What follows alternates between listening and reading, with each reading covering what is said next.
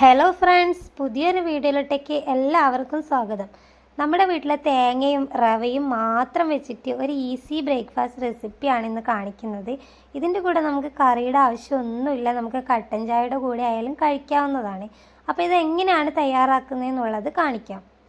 ആദ്യം തന്നെ ഒരു മിക്സിയുടെ ജാറിലേക്ക് 1/2 കപ്പ് റവയാണ് ഇട്ട് കൊടുക്കുന്നത്. ഇതിപ്പം വറുത്തതായാലും വറുക്കാത്തതായാലും നിങ്ങൾക്ക് ഉപയോഗിക്കാം. ഇനി ഇതിലേക്ക് 1/2 മുറി ഉള്ളിയാണ് ഇട്ട് കൊടുക്കുന്നത്. ഇനി കുറച്ച് തേങ്ങ ചിരകിയത് കൂടെ ആഡ് ചെയ്ത് കൊടുക്കുന്നുണ്ട്.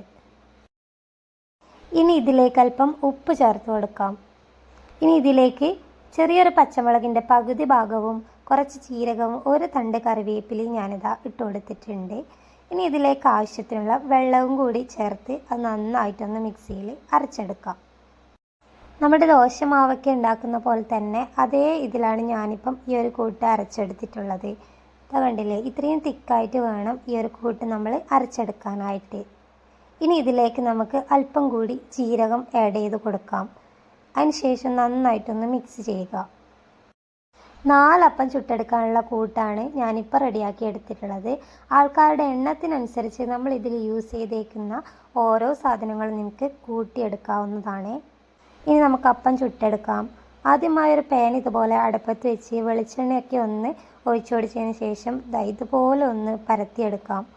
വളരെ ചെറുതായിട്ടാണ് ഞാനിത് പരത്തിയെടുക്കുന്നത്.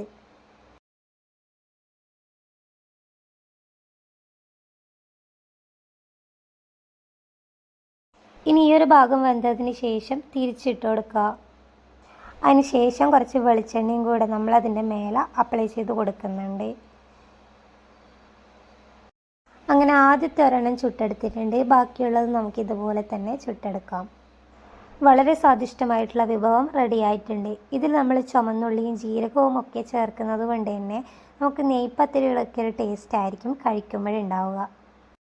കറി ഒന്നും കൂട്ടാതെ തന്നെ കട്ടൻ ചായയുടെ കൂടെ നല്ല അടിപൊളിയായിട്ട് കഴിച്ചെടുക്കാൻ പറ്റിയ ഒരു ഐറ്റമാണ്.